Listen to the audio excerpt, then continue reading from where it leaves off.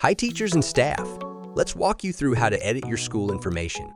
Keeping your school's details updated ensures smooth communication and accurate records, so let's dive in. In the navigation menu, click General Settings, choose the School Settings tab. Under School Settings tab, select School Info. Here you'll see the current school details displayed. To make changes, simply click the Edit button in the top right corner of the Details box. A pop-up form will appear where you can update the following fields. Fill in the updated information. Remember, if you rename the school, the top bar and the rest of the website will update for all users who log into the school. You'll need to log out and log back in for the name change to take effect. Once you're happy with the changes, click Update.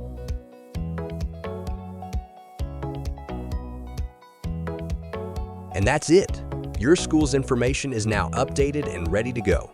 Keeping these details current helps ensure everything runs smoothly. Simple, right? I hope this helped. We'll catch you next time on ilerno.